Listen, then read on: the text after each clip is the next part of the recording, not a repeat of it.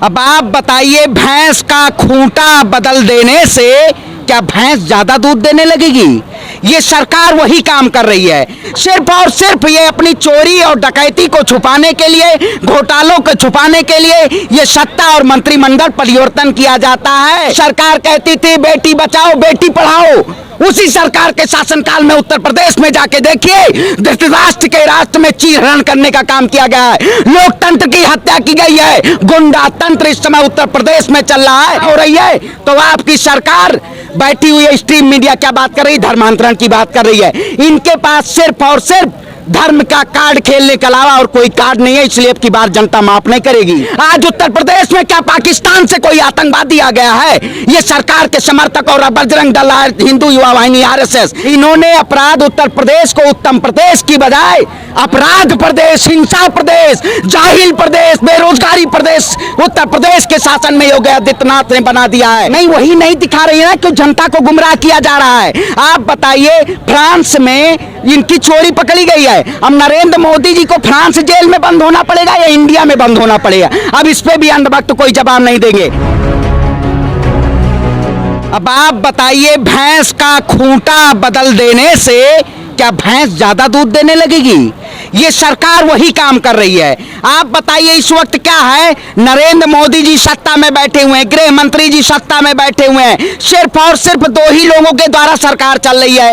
आप मंत्रिमंडल बदल रहे हैं, मंत्रिमंडल बदलने से सिर्फ चोरी छुपाई जा रही है, अपने कामों की नाकामियों को छुपाई जा रही है। ये सरकार सिर्फ और सिर्फ, आप बताइए, जो पेट्रोलियम मंत्री पेट्रोल की महंगाई को नहीं रोक सकते हैं, उनको शिक्षा मंत्रालय दे दिया जाता है।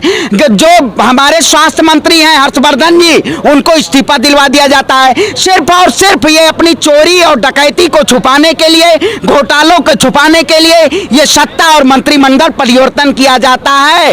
आप बताइए, जब सरकार कहती है कि मैं कोरोना पे बहुत बड़ी जीत हुई है, तो इस सरकार में स्वास्थ्य मंत्री को बदलना क्यों जरूरी है? महंगाई अगर आप रोक रहे हैं, पेट्रोलियम मंत्री को बदलना क्यों जरूरी है?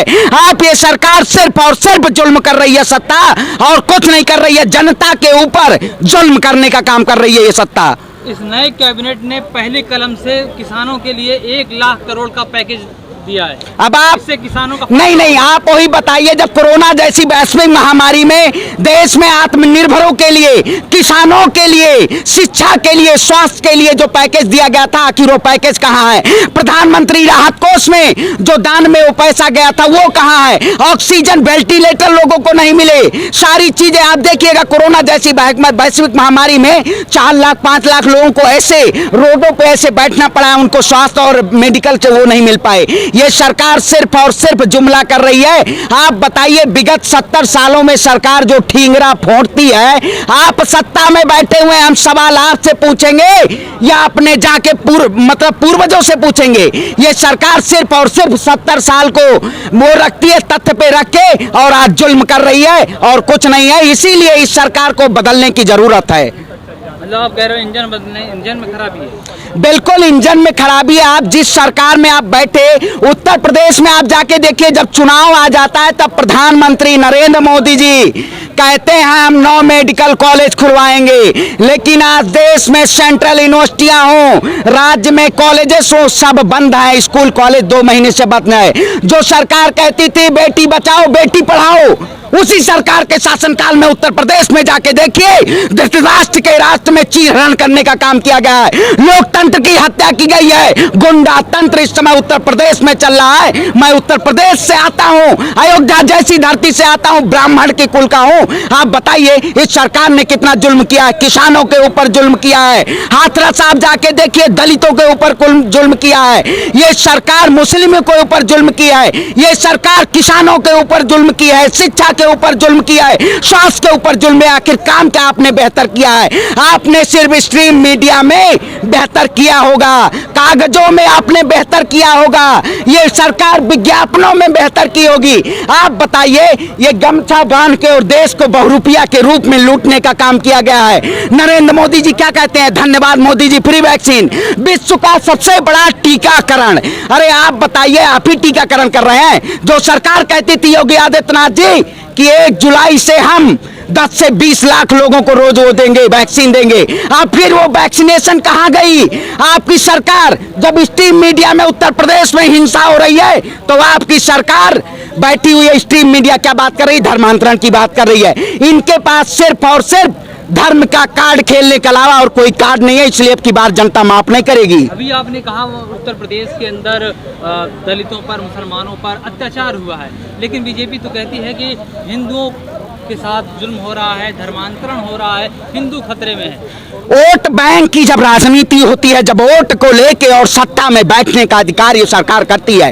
उत्तर प्रदेश हो, आप बंगाल में देखे होंगे, जब चुनाव आ जाता था तब टीएमसी के गुंडे, इन्होंने बोलते थे कि टीएमसी के गुंडे जनता के ऊपर जुल्म कर रहे हैं। आज उत्तर प्रदेश में क्या पाकिस्तान से कोई आतंकवादी आ गया है?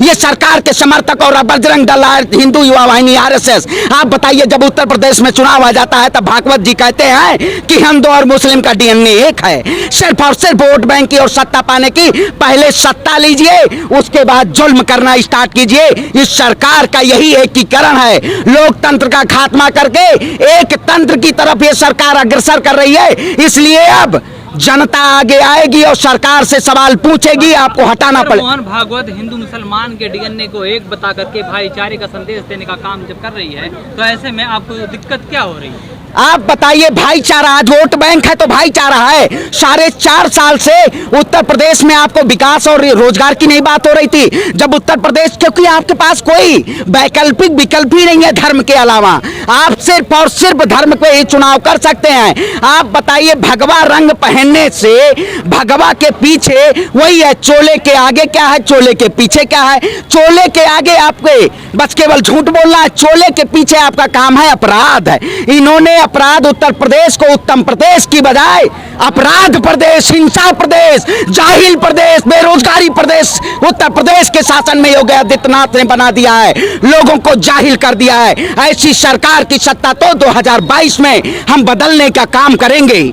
जिस प्रदेश को आप जाहिल प्रदेश और ना जाने क्या क्या कहा कि अपराध से युक्त प्रदेश आप बता रहे हैं, लेकिन वही योगी आदित्यनाथ कह रहे हैं कि हमने उत्तर प्रदेश को अपराध मुक्त बना दिया है, 1 लाख रोजगार प्रतिवर्ष हमने दिया है। क्या ये सारी चीज झूठे हैं क्या? आप बिल्कुल योग्यता के अनुसार इस शासन काल में लोगों को नौकरी नहीं मिली है। मैं एमबीए किया हुआ हूँ मार्केटिंग विद फाइनेंस। आप सरकार से पूछे, मैं बेरोजगार हूँ, सरकार मुझे नौकरी देगी? ये सरकार सिर्फ और सिर्फ कागज के द्वारा सरकार है, सोशल मीडिया पे लोगों की आवाज को दबाना। आप बताइए, अगर मैं अपने हक की बात करता हूं तो आप हमारा फेसबुक और ट्विटर अकाउंट बंद कर देंगे? इस सरकार ने बंद करने का काम किया है, युवा की आवाज को दबाने का काम किया है। इस सरकार के शासनकाल में आज लोग लाठी और डंडों पा रहे हैं। रोटी नहीं मिल रही है, लेकिन लाठी और डंडा सबसे पहले मिल रहा है। अगर आप सरकार के खिलाफ आवाज उठाइए तो आपको डंडों से प्रहार किया जाएगा। ब्लॉक प्रमुख का चुनाव हो, आपने देखा होगा, जिला अध्यक्षों का चुनाव देखा होगा, लेकिन जब प्रत्यक्ष चुनाव होता है तो भारतीय जनता पार्टी को सशक्त मिलती है। अप्रत्यक्ष चुनाव में आपकी डबल इंजन की सरकार है तो आप हमारे ऊपर गोली चलाएंगे, डंडा चलाएंगे, पानी की बौछार चलाएंगे? आखिर ये शासन है, ये डेमोक्रेसी है, ये सिर्फ और सिर्फ तानाशाही है। और जब कोई भी सरकार तानाशाही की तरफ बढ़ती है तो उसका खात्मा देश की जनता करती है। इसी तर्ज पे उत्तर प्रदेश की देश की जनता इस तानाशाह सरकार को अब की बार बाबा को योगी के मठ में बैठाने पे मजबूर कर देगी। इससे पहले कभी रोजगार मांगने वालों पर लाठियां नहीं पड़ती? नहीं, इससे पहले right to speech, right to protect article 19 कहता है आप अपनी हक मांग सकते हैं, सरकार से सवाल पूछ सकते हैं। लेकिन इस सरकार ने चारों स्तंभों को अपने अधीनस्थ करके और जनता की आवाज को दबाने का काम किया है। जेपी आंदोलन आपने देखा होगा, गद्दी खाली करो, सिंहासन खाली करो, जनता आ रही है। आज उसी तर्ज पे उस सरकार को, चाहे उत्तर प्रदेश में हो चाहे केंद्र में हो, अब जनता है। जनता आपको, सरकार को उखाड़ फेंकने का काम करेगी, क्योंकि आपने देश हित में कोई काम नहीं किया है। एक खटमल होता है, एक नारंगी खटमल होता है, तो ये लोग नारंगी खटमल हैं, ये दीमक है, दीमक की तरह देश को लूटने का और देश को खोखला करने का काम कर रहे हैं। इसलिए अब जनता जान चुकी है, इनके चोर और लुटेरों और देशद्रोहियों को इनको जेल भेजना चाहिए।